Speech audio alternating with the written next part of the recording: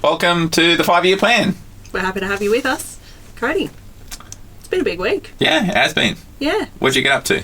Well, I think of all the things I've done, and the biggest thing that comes to mind is I've been really busy lately. Like, I've just been, like, buying food on the run and, like, going from one thing to another. I had a bit of a cooking sesh, and I've been able to, like, eat stuff that I've made. Are you what's it called, food prepper? Yeah, I normally am, but I haven't been for, like, 3 weeks because I've just been too busy. But the other day, I prepped my favourite thing to eat, and honestly, it gives me goosebumps every time I think about it. It sounds really boring, right? So I just make, like, mince and veggies, like a bolognese sauce, but quite hearty. And then I just put it with either rice, pasta, or by itself and melted cheese, and I eat it. Nice. So I've eaten that for probably breakfast, lunch, and dinner for the last 3 days. Yeah. And even now, just thinking about it gives me goosebumps. Do you live with your mum currently? At the moment, And yes. so do you guys cook separate things? Oh, yeah. Interesting. Yeah, definitely. Because, I mean, I'm doing stand-up, so I'm not home often until 9 o'clock. Yeah, or sure. 10, and I go off to work every day. Yeah. Like, we barely see each other. I was mortified when you told me about the bolognese waffle jaffle the other day. This is very different. But now, is it different? Yeah, it is. Do you use the same bolognese sauce? No. Okay. No. I just love the idea of you cooking like 2 kilos worth of bolognese sauce and then just trying to be creative. Well, actually, that is still true. Yeah, so I have put it on nachos before. But it's so funny because often I get sick of eating the same thing except for this thing. I could eat it every... And do you reckon that would be true? Do you think if you had it for a week, you'd still enjoy it? I have regularly had it for a week. That's incredible. Truly more than 2 meals a day and just love it. I'm obsessed with it. I feel like that bolognese sauce makes me happy in a way that's probably not appropriate. Yeah. What's your favourite restaurant? Did you used to go to Sizzlers? Yeah, I did. They had that up in Darwin, the Sizzler? No, they didn't, but when we come down to... Well, I think they did. But when we come down to Brisbane, we would do Sizzlers. But I actually got quite overwhelmed by Sizzlers because the cheese toast was so good, and, you know, everyone's like, don't fill up on the cheese toast. Yeah. Always did. I had just no self-control when it comes to food, that I'd always make myself sick there. It's a very good idea that they would have something like that they know people will eat, and it's going to put people off eating the rest of the things. Yeah. It's incredible. I used to have this theory with Sizzler, and I can say whatever I want about them now because they're not going to sue me. Well, hopefully not. I used to think, like, after you were there for like 2 hours, I always used to get really cold, and I thought they're turning down the aircon just to get rid of us so they can make room for the next group. Oh. But then that doesn't make sense because people arrive at all different times. It'd have to be a very intelligent type of air conditioning system to target individuals. Yeah. Isn't that ridiculous, some of the things that you believe? Yeah. Do you think maybe that your soul just got so warmed from the food that then the rest of all the warmth just got the in sweats, your body? Yeah, maybe. What's your favourite food? What could you eat 7 days a week? Chocolate, chips, and I like hot chips. Love a Dagwood dog. What do you put on your hot chips? Are you a chicken salter? Yeah, chicken salt, certainly. Tomato sauce. Yeah. Yeah, I'm trying to... speaking of our little 5-year plan, I'm doing a lot of kind of like a table where I kind of tick off my 6 small meals every day. Oh, okay. Yeah, so I'm trying to have having 6 snacks. That's what I'm trying to do. Yeah, 6 small meals, and the idea is if you have smaller meals, often you won't get hungry. Oh, like not the peak and the crash. No, I'm not fasting or anything like that. No, but I mean then you don't get full and then get really hungry in between. Yeah. Do you find it's easier like that because you're never super hungry, hopefully, to make better choices? Yes, definitely. And it really works well for me when I'm on a roll. But it only takes one small spanner in the works or... one thing to happen and I'll completely revert to my old habits. So what are some of the small meals that you've been having? Are you focusing on protein and stuff like that? Yeah, I think the whole... It's based off this theory of... the book's called Body for Life. Oh. And the whole thing about it is, 6 small meals and changing your habits and everything like that. Yeah. But yeah, I think the other reason that it hasn't really been working for me is 6 small meals is so subjective. And I think instead of having 6 small meals, I'm just having 6 massive meals. That sounds like a good time. Yeah. So I think I'm actually putting on weight, if I'm being honest. But are you loving the lifestyle? Yeah, it's been good. Yeah, live your best life. Yeah. What's your favourite dessert of all time? I think just classic chocolate. Fruit and nut chocolate, something like that. Fruit and nut. You could have given me 100 guesses and I would never have guessed that. Fruit and nut chocolate. Fruit and nut because you still feel like you're being a little bit healthy. Are you doing that just to be healthy, or that is actually your preference? No, I do enjoy the contrast between even the fruit dried and fruit in it. Yeah. Wow. What's your favourite dessert? I think you know someone. Cream caramel. I like that. I do like chocolate, but not fruit and nut. Yeah, I like a good creme brulee actually. Yeah. I think they're very similar. Yeah. Oh, sorry to anyone that I've offended with. Yeah. Whoops. I'm very much a food guy though. Oh, me too. I especially in family situations, especially my wife's family, we'll be eating lunch and I'll start to ask the group what we should do for dinner. Yeah, absolutely. It's just a fun thing to talk about. Oh, isn't it? Just making conversation. But it feels hopeful, doesn't it? Like knowing what's coming for you. Yeah. Also, I think there's something like catching up with people if you're away together for 3 days.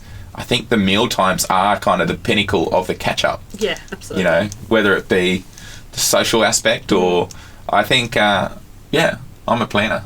I'm also very partial to a tea time, like a cup of tea together. Yeah, I feel like that's also very therapeutic. Yep. Yeah. Are you, so you're an extroverted person? I think so, I was thinking about this week. Would you describe yourself, do you get energy from other people? So I don't know the answer to this, right? Because in COVID I was fine, whereas some other extroverts I know really struggled. Yep. So I think I certainly do get energy from people, but I can also get energy alone. So maybe, okay, yep. So I reckon maybe I'm an extroverted introvert because I probably get energy alone. Yeah, I'm that person as well. I think I'm very extroverted and very personable. Yeah. But I think if I spend too much time with anyone or a big group of people, I get so flat. Yes. And tired and cranky. But then also I find certain people really drain me. Yeah, so maybe it's more conditional as to the type of people that you're spending time with. Totally. I also find I've got this funny thing where I feel like I can be quite a people person, like really trying to please people or go on a bit too hard, a bit of a try-hard sometimes. But then it's almost like a switch flips. If I feel like that person is even slightly taking advantage of that, I'm immediately I completely so good with boundaries. Well, maybe I've read a lot of boundary books. Yeah. But it's almost like that reaction isn't warranted. So I'll be people pleasy, and then for the second when I think they assume that I'm going to do something for them, I go way the other direction. Yeah. Just well, no, can't help you. Yeah. I feel like that's healthy. Yeah, maybe a personality flaw that it's such a switch though, maybe don't do so much for people that you have that switch. Yeah, I think I'm a little bit like that too in terms of I treat everyone respectfully and politely. I'm always polite to most people, but as soon as I feel like they're not giving it back, I'm very good with matching their energy. And I think people are shocked by that. They're like, I didn't realise you were going to treat me like I treat you. I'm like, no, I don't have time for people like you. So I feel like that's a very healthy habit. Yeah, okay. So maybe I'll ask my psychologist. yeah, I'll ask mine too. I guess maybe we've discovered in this intro episode that we're excellent. Yeah. Don't stand for bullshit. No, we don't. But, I mean, while we're not standing for bullshit, we don't stand for bullshit guests. That's why we've got a bloody cracker for you so next. Excited about this. Yeah, this is going to be excellent. I used to go to the Sit Down Comedy Club when I was 18, as soon as I was old enough to go. Before you did comedy? Correct. And even now, when Fedele asked me to be on the lineup here, I walk in and I have such nostalgic, such beautiful memories from when I used to come and watch shows. Yeah. And I always used to think, oh my God, this person is hilarious. How do they do this? Yeah. And now I feel honoured every time he asks me to be on stage. Oh, that's so beautiful. So, very excited to be talking to Fedele today. Yeah, so what a full circle moment that now you've asked him to come and perform for you. Yeah. Oh, that's beautiful. Let's get him on. Yep. Enjoy the episode. Bye. Hello, welcome to the 5-Year Plan. I am Cody Grimsey. I'm Louisa Jones. Great to have you back with us. And today our guest, we have Fedele. G'day, how you going? Very Louisa. good. How do you pronounce your last name, Fedele? Crisci. Crisci. But if you say my name properly, it's Fedele Crisci. Fedele Crisci. I don't know if I should do the accent. I don't know if I'm allowed. I don't know.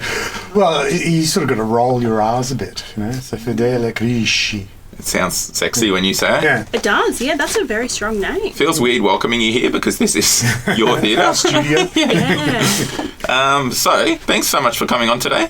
Yeah, my pleasure. I feel like you were one of the first people that we wanted to get on. Yeah. Top of the list. Yeah. Have you been on many podcasts before? been on a few. Yeah. I've done quite a bit of radio. I do a regular or semi-regular spot with Steve Austin on ABC. Nice. I've been on there with you one time. Yeah. That's my first time doing radio. Oh, wow. So this isn't the first time you guys have been at the mic together? No. Wow. You were much more natural than me. I was just standing there awkwardly. Nothing's changed. And you used to do improv as well? A long time a very, very, very long time ago. Okay. In the 80s, early 90s. Louise is very big in that community at the moment. Yeah. I think people I taught people that taught the people that taught you. Yeah, it's like, I think we've spoken like about third or that. fourth generation or something, yeah. So where did you used to do improv in Brisbane? Well, we used to do it at the Bot Theatre. Back in the day. Yes. It was really part of the acting community when it first started. Yes. So people like Andrew Buchanan, Russell Dykstra that you would have seen on Rake. Yes, yes. Oh, Used yeah, to play nice. with him. Annie Burbrook was another person that was involved. Yes. There was a whole stack of different people that have gone on to do other things as well. Yeah, so But were you in the acting world as well? I did do, I was a QUT student. Yes. Yes. Oh, very good. Very long time ago. I didn't do the acting stream. I started in the teaching stream originally. Yeah, okay. Yeah. And then ended up doing a BA, and I don't know what I have now. It probably isn't even recognised anymore. What's a BA? Is that a bachelor? Bachelor of Arts. Okay. Is that all you did at uni?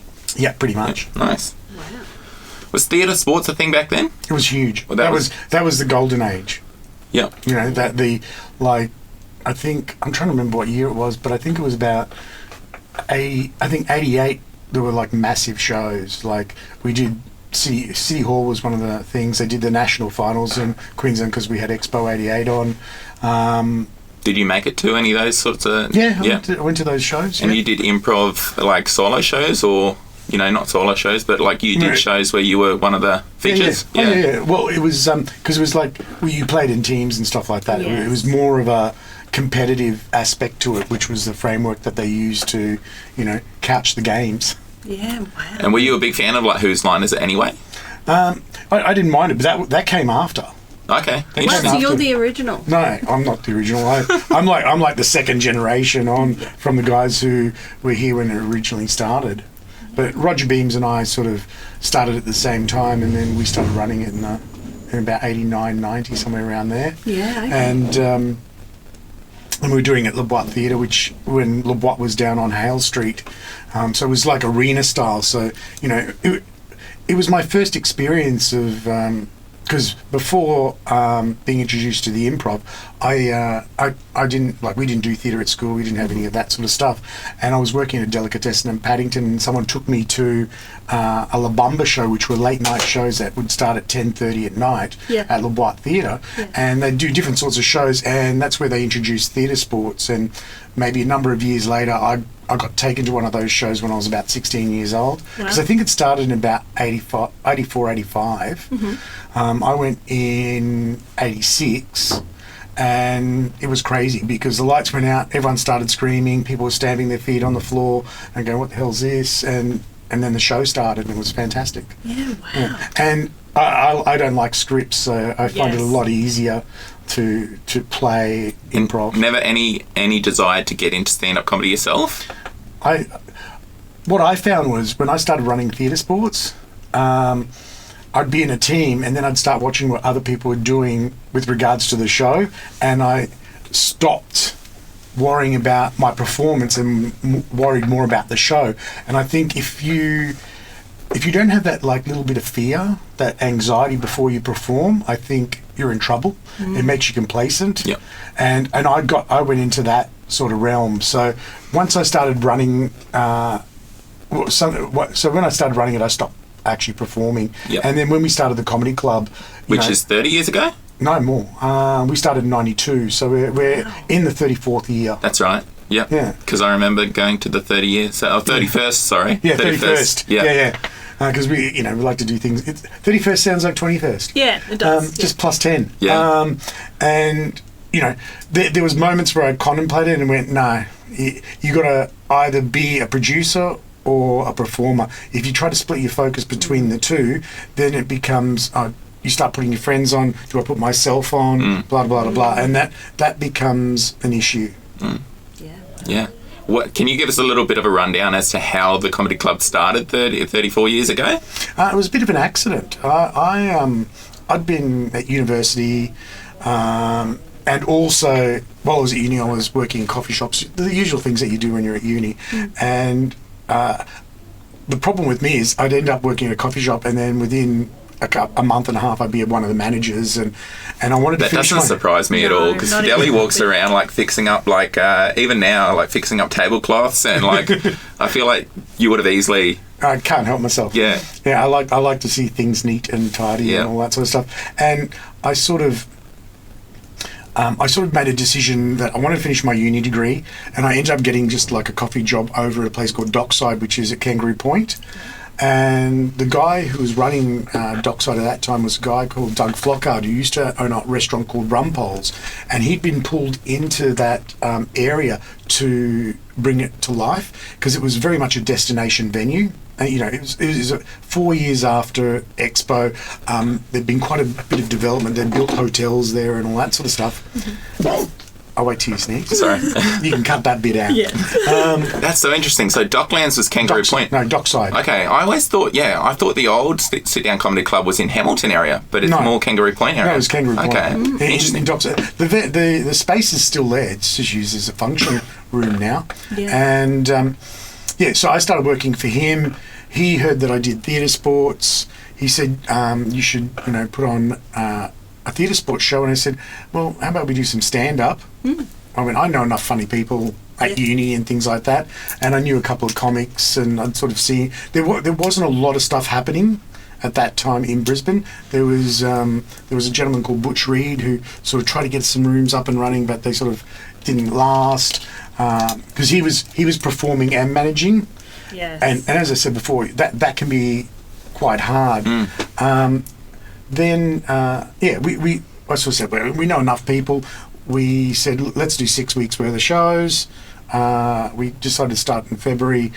We put together the first show. We had a really good house that sort of bankrolled us into the next few shows, and we actually never stopped doing shows. Wow. But we had a realisation that we ran out of comics after the first 4 weeks, so that was where we really started trying to encourage people to open mic and all that sort of stuff. And you got a lot of people to come up from Sydney as well? Yeah, we started bringing people from interstate because we just didn't have enough acts to keep it fresh, and people were coming back every week. Yeah. So we were also lucky that at that stage there was a guy called Derek Scott, Canadian, who was sort of like a leftover from Expo, and he was sort of doing things around the city, so he was jumping up a lot. Yes. In the early days. We used to fill the show out with music. So we'd have like comical music acts and stuff like that, because we just didn't have enough comedians. And we started bringing them up, but we went, well, it's not economically to bring up a comic for one show at our venue. So then we started looking down the Gold Coast, Toowoomba, or other places. And then, up north, Cairns, Townsville. And so Sit Down Comedy Club, was that always the name of it? Yeah. Okay, and when did because you also got into the acting management side of things as well? Well, what happened was... myself and Roger Beams were doing theatre sports at Le Bois Theatre. Tony Auckland and Jenny Kubler were... Tony was working as part of the youth theatre at Le Bois, and Jenny was like a script and dramaturgy type sort of person. They wanted to open an acting school and then do actor management. Tony sort of came in with us because he knew people in Sydney that gave us a link to like Ingrid Ricciardello, who at that time was the person that was who was the main booker for the Comedy Store. And so we all sort of we got together, the three of us, and then Tony and Jenny were doing that sort of thing, and then Roger and I were doing theatre sports, and then we sort of worked together, and then eventually we merged everything together and we became like equal shareholders in all the different parts of the business over a period of time. Yeah. How did you find the business side of things? Did that sort of come quite naturally to you, or was that... How did that... Did you regret not doing the degree in business back at uni? No, I've got a bit of an accountant's head, so that it's not too hard. Oh, that's good. Well, one good thing for a period of time was I didn't do the account stuff. Roger sort of oversaw that, and then eventually we had a bookkeeper. We nearly had there was a period of time where we had a full-time bookkeeper, and then online MYOB happened, and it takes over quite a lot of stuff, so you don't have to, like, a lot of it now is automated. So, that's great. Yeah, which makes it a lot easier. You just have to do bits and pieces and make sure you stay on top of it. Yeah. It's interesting, because that's one of the things I was going to ask you about. I feel like you're a very successful business person, but I feel like you wouldn't describe yourself as that. Lost opportunities you look at and you just go, why didn't I do that? Kick yourself, yeah. But, that's a winning attitude, though. Well, the bottom line is you can't have regrets. You just got to go. If you sit and think of the past, then you won't enjoy your future. Yeah. So it's you just got to live with what happened and how it went. And like we were at Dockside for 9 years, and then we basically got kicked out. Yeah. And there was a period of time where we didn't have a venue. Like, we were very lucky. We didn't have a venue, but then we approached people and did stuff and spoke to the Maguires and all that sort of stuff. And initially they went, oh no, we're not interested, because they'd sort of dabbled in it and didn't work for them. But a gentleman called Jimmy Considine, gave me advice and sort of, this is how you should approach and package what you're wanting to do, and go to the family and talk about it, and which is what I did. And they said, okay, yeah, let's get it started. So we closed on a Sunday at Dockside, opened on a Thursday or Friday here at the Paddo. Wow. And we opened at Paddo in August 2020. Wow. No, not 20. Yeah. 2000. 2000. Yeah, during the Olympics. Yeah. Yeah. Well, yeah, just around the Olympic time, I think it was. Yeah. It's an awesome venue. Yeah. I love it here. Yeah. And one of my favourite things is walking around looking at all the headshots of all the famous comedians you've had. Is there, like, I know this is a question you probably don't want to answer, but who's, like, I won't ask you who your favourite one is over the years, but, like, who would you say is the most famous person that's performed in this comedy club? Well, there's lots of different famous, like, some people, like, Sam Campbell started with us, and he's becoming quite famous nationally, and internationally, I should say. And, you've got Ronnie Chang, who's now on The Daily Show, who's performed here. Carl Barron is Australian famous. He's not as famous overseas. But then, there are just so many. Like I remember Rhys Darby coming here and doing a show and going, I'm going to America to film with the guy, because... And this was before the Flight of the Conchords had become famous. Like, I'd seen them 18 months earlier doing a show at the Victoria Hotel in Melbourne, next to Town Hall, in a bar with about 50 people. And then within 2.5 years, they'd gone to international fame. Yeah. Is there, again, I won't ask for specifics, but has there been anything that surprised you in the last sort of 5 or 10 years? Like, have you kind of gone, oh shit, that's one thing that surprised me is how people have really taken to Sam Campbell. Like, because there was a period of time, like, I always knew he had something, because I used to throw him up, because he started with us with open mic, and people go, why are you throwing him up? He's no good. I go, no, there's something there. There's something there. I don't know what it is. Yeah. Because the other thing too is, like, if I only put on what I found funny. It'd just be me all the time. Yeah, it'd be you all the time, yeah. The Cody Grimsey show. Yeah, because the reality is my sense of humour is quite bent and twisted because I've seen way too much stuff. Yeah, I can imagine that would really happen. Yeah. And I remember to be able to do so many people's sets too. I think I remember one time you telling me that, I won't name names, but you saw one of the most famous one-liner comedians, and I remember you saying it was an hour show, but you were there for about 35 minutes and went... Oh. No, it was an hour and a half show. Yeah. Oh, and about 45 minutes into it, I've gone, I don't need any more. Yeah. I'm done. Yeah. Because, especially with one-liners, you're applauding and laughing every 30 to 45 seconds. Yeah. That's quite exhausting for an audience. Yeah. Oh, yeah. And the reality is, my feeling is, if he left it at 45 minutes and then came back and did the other hour that, 6 months or a year later going, I'm bringing back a new show, I probably would have gone. But I've sort of went, I'm done and dusted, I don't need any more. I've been there, done that. Yeah. So how much of your role now is actually scouting for new people to bring to the club? Is that something that do you have to travel and see other people, or how do you stay connected with who to book? Yeah, it's one of those sort of things you sort of just hear through the grapevine. Yeah. We have Kelly Jamal, who's based in Melbourne, who goes to a lot of shows at the Melbourne Comedy Festival. She's looking for stuff for what we do with the ocean liners and all those sort of things. Oh, yes. But you're hearing, like, because the other thing too is what happens at a comedy festival doesn't always translate easily to a comedy club. Yes. You know, like there's a bit more of a narrative to a festival show. The punch rate is sometimes a bit slower. Where a club set is, you're doing your material, but you're also playing with an audience that aren't specifically there to see you. Whereas people have chosen to go see your festival show. Some of the people know your history, you know, so they're engaging in that aspect. Yeah, okay, that's really interesting. So, Fedele, do you have a 5-year plan? I've had a number of 5-year plans. I'm probably in the midst of going, okay, I'm a person of a certain age now. What's my end game? That's my next plan. You know, how do I phase myself out of what we do? I picture myself being involved in some way, shape or form, you know, even if I'm the old guy that just moves the chairs around and stuff like that, like some old undercover boss. Yes. You're still own the place. Yeah, you know, it's really looking at, you know, what the legacy of the venue is, and what the sit-down comedy club, like, you know, there are people that are involved that have the same passion as I have, and it's what you do with that next. It's pretty incredible, the fact that it's been going for 34 years. Like, you would have seen so many comedy companies or come and go in that time. What do you reckon the difference between yourself and them are?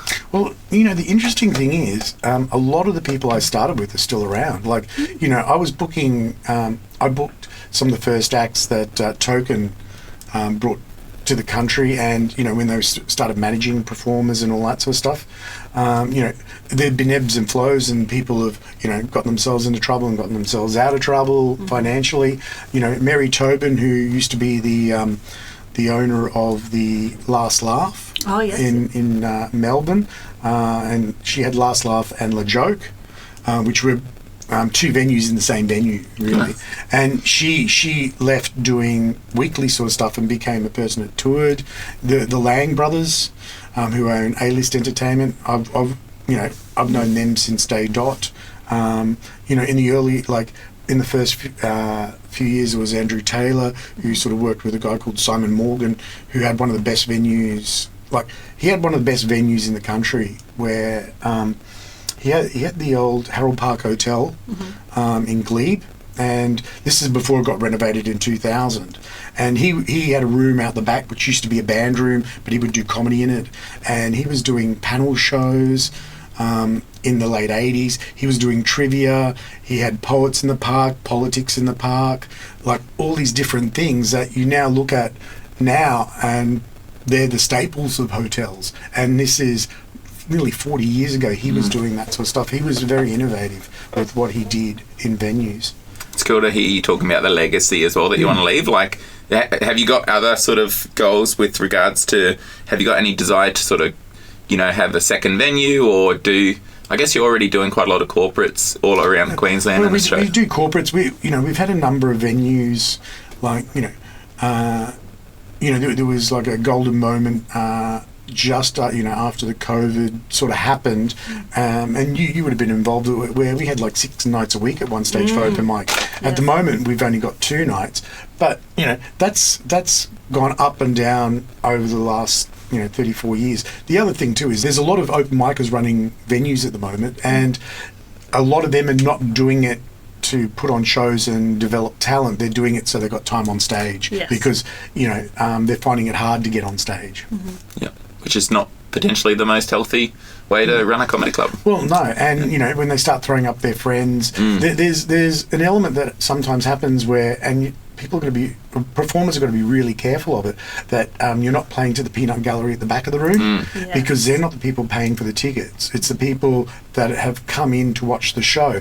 And I always find it really disheartening when you're at a gig, and it might be a quiet one where you've only got 10 or 12 people, but those 10 or 12 people have decided to come to the show. It's not their fault that there's not more people, and you as a performer, or the performer, needs to entertain those people, because if they have a good time, they might bring back 4 or 5 people.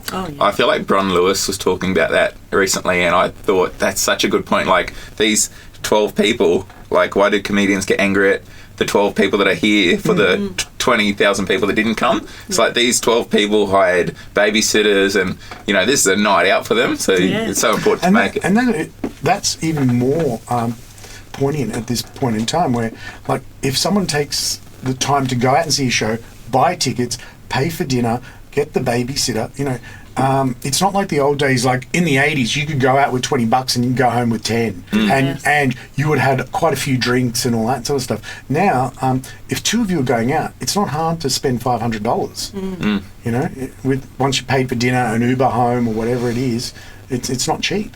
Have you got any other 5-year kind of career or professional goals? You know, I'm trying to work on that work-life balance. I feel like my generation probably pushed the work side a bit too much, and the younger generation probably pushed the, you know, the relaxation aspect or, you know, outside of work stuff. So it's finding that balance, and I think I'm getting better at it. Because you get to work at 6 a.m. in the morning, right? Yeah, sometimes. Yeah, and then you're still at the comedy club sometimes until 10:30 at night. Sometimes. Yeah. I try to balance that out. Like, you know, I often go into work early, leave at 2:00, 3:00. Then I'll go maybe to the gym, catch up with someone. You like boxing? You're still into the boxing? Still doing the boxing. You know, I might have a nap.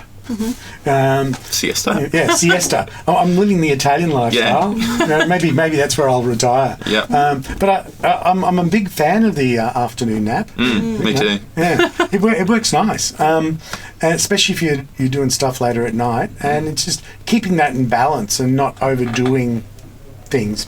Yep. Yeah. Have you got goals? Sorry, Louise, you go. Well, I kind of wanted to jump back a bit. What do you think has or hasn't gone to plan to get you where you are now? That's a hard one. Yeah, so I guess like the Dockside Comedy Club, when that stopped, did you think that was potentially the end of Sit Down?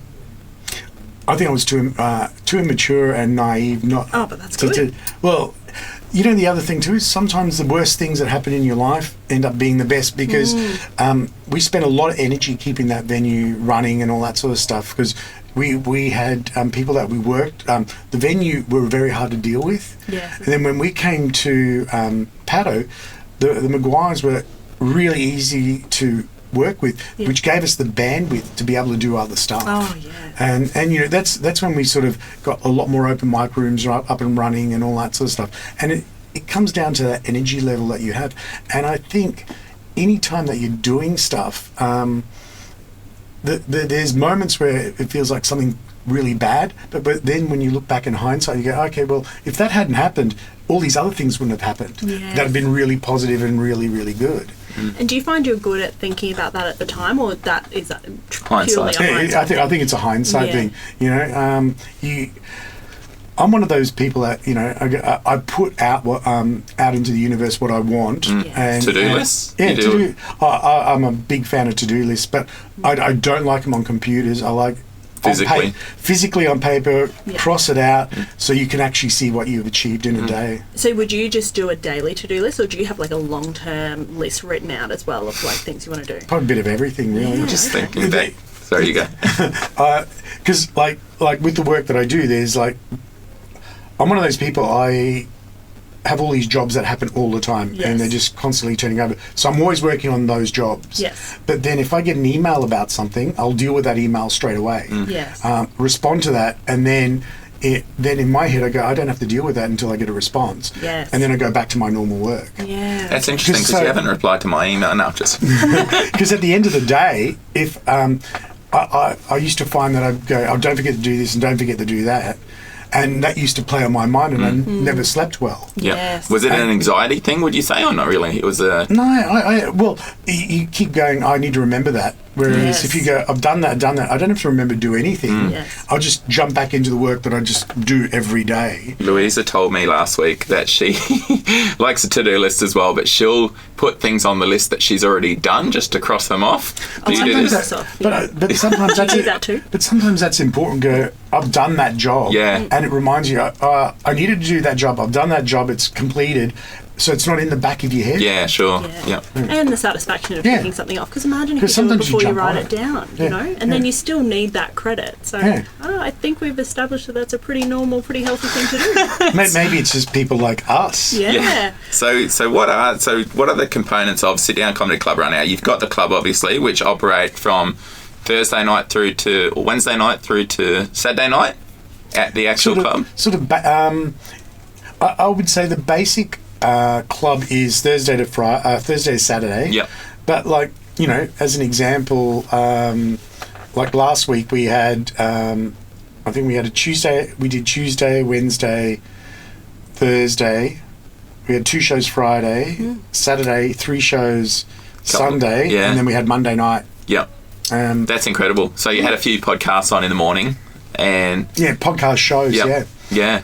So, like, you know, and I think next week we're doing Monday, Tuesday, Wednesday. I think Wednesday we've got 2 shows, or Tuesday we've got 2 shows. I can't remember which days which has got the 2 shows, and then we'll do Thursday, Friday, Saturday. I don't think we've got a Sunday. And then I think the following week we've got Casey Rocket on, who's got 2 shows one night. Kill Tony star. Yeah. He's so looks good. Yeah, like if you look at like January to now, there's been shows all over the place, and so, you know, we get a lot of outside promoters using our venue to put on shows. Was that Broadway musical? Is that the Broadway? Is that produced by Sit Down? Or? No. That's a little group out of I think they're based in Lutwyche, and they just do a Sunday show with the kids, and they do musical numbers, and we film it for them, and they get to play in front of an audience and all that sort of stuff. And you do a sort of semi-regular drag show here as well? There's a monthly drag show with the Hey Felicia team, and I think we're doing a month from April to November, and then in November at the end we start 5 weeks of drag, like Saturday afternoon drag shows. You know, it's like we had Doug Stanhope on a Saturday afternoon. 2 p.m. What's that called? Matinee. Yeah, we had a matinee with him, and you know, that sold out. And one fantastic thing about the club is once you walk in, it's 8 o'clock at night. Oh yeah. Very dark. Well, it's like a casino. There's no windows, so you can't see out. So it's whatever time you want it to be. That can be awful when you walk out. And it's bright sunlight. Okay, and you also have the open mics. You've got the cruise ships, and you do a lot of corporate comedy as well. Is there anything that I'm forgetting?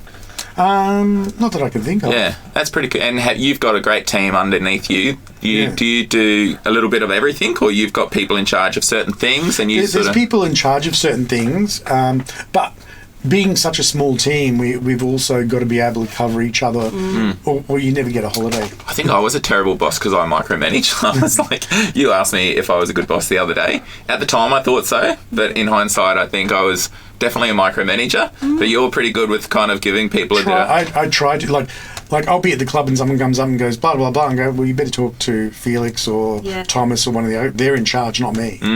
You know, I try to stand away from it, and I try to be open to their suggestions and all that sort of stuff. But deep down you're going, no, I tried that 20 years ago and it doesn't work. But it might work now, you never know. That's probably the thing. Being in comedy for so long, how has the audiences changed over that time? They all go out earlier now. COVID really changed Brisbane's habit of how late they go out. It's definitely gone earlier. And would you have comedy sort of watchers increased over the time, like the sort of demographic of the people that come and watch comedy now? Was it the interesting part now is that, like, okay, I come from a generation, and you guys probably maybe the tail end of it, where a TV show would be on and then the next day everyone would be talking about it. Now everyone is a TV station. There's a million TV stations and everyone's watching something different. And the people that are watching a particular person and love that person will follow them, and, you know, they'll go to their shows. It's like the guys that we had do the podcast on Sunday. Will Gibson. And people will go see those guys. But the next person standing next to someone outside won't even know who they are. That must be surprising for you to have people contact you and say, I'd love to do a show here, and you go, fair enough, I'll do it, and then next minute it's sold out, and you'd never heard of the person. Does that happen very often? It happens more with the podcast stuff, because you know, you sort of got a general gist of that. Like, you know, the other thing too is there's so many more performers, and the world is now not just countries, it's global. It's like someone in, like, we had Vittorio Angelino. I think that's how you say his last name. Irish comic, but he's really well known here because of stuff that he's done on his social media. And you could have probably counted on one hand 30 years ago how many people were globally famous. You had your Robin Williams, your Billy Connolly.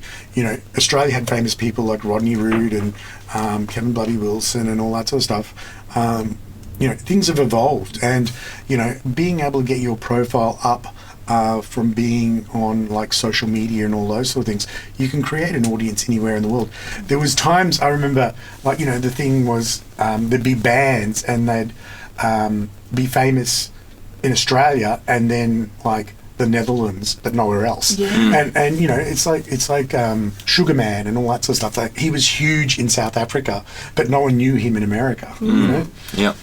Do you think the Queensland audiences have become more progressive, or do you think, like, often you hear a lot of the other states talking about, Brisbane crowds or Queensland crowds? Yeah, I think Brisbane crowds make you a strong performer. People who come up from Melbourne can struggle in Brisbane. Melbourne was a very different type of comedy scene when it first started. It came from like cabaret and student reviews. Sydney was totally different again. It came from rock and roll and strip joints. So people would be the opening acts for like Midnight Oil or strippers, so you had to be punchy and grab the audience. Whereas the guys in Melbourne were able, had the ability to, long form, and the audience would go with them a bit more and give them a bit more rope, rather than throwing a can of beer at them. And Brisbane is sort of like in between. More so, do you think more so 10 years ago than now, or you think it's very similar?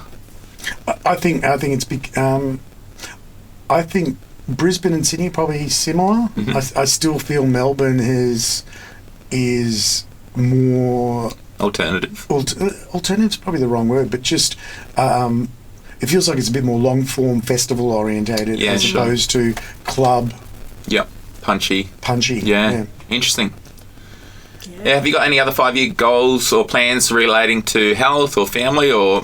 I'm just trying to be healthy as much as I can. And you mentioned the work-life balance as well, obviously. I've been trying to do, I lived a very terrible lifestyle, in that transition from like late 20s into the early 30s. And there was a comic called Dave Grant who said to me, mate, you better get yourself right in your 30s or you'll be dead in your 50s.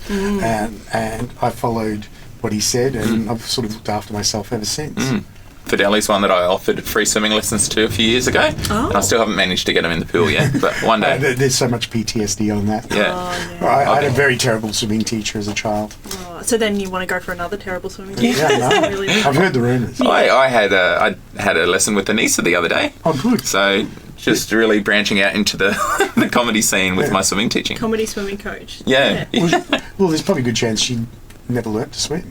Yeah, she improved a lot though in that hour. Oh, cool. I'd like for you to do the same. Okay. I'm not a bad swimmer. It's just it's a goal. It's a lot of things. Well, thanks so much for coming on today. Yeah, we appreciate it. How can people find the Sit Down Comedy Club? It's stand-up, isn't it? Standup.com.au. What a good address. Early days. Yeah. Well, there was a few other addresses we went, damn, we should have got that one when we had the chance. But stand-up is just so classic. Yeah. That's excellent. And then I wanted standup.com. Yeah. Then I wanted to have that so I could put EDY at the end in pen, so it was stand-up comedy. Yeah, that's good. But, someone had already had it by that stage. Yeah. I just bought CodyGrimsey.com the other day. Did you? Yeah, because there's not a lot of Cody Grimseys out there. I had to wait. I think it was a Chinese company that owned it, so I had to wait like a few years. But anyway, that's irrelevant. Anything you'd like to plug on the show, like just different shows at the club coming up? That Casey Rocket one looks really good. Yeah. Look, just go to the website. There's different shows all the time. Something for everyone. This will be on the internet forever. So just jump on the net and check out what shows are coming up. Sounds great. Good advice. Yeah. Down to the comedy we should make a prediction for 2029 or something. Oh yeah. Who's going to be cancelled? No. Cody and I. Yeah. And I'll still be standing. Well, thanks so much again. Yeah. Thanks for your time. Thank you. See you next time.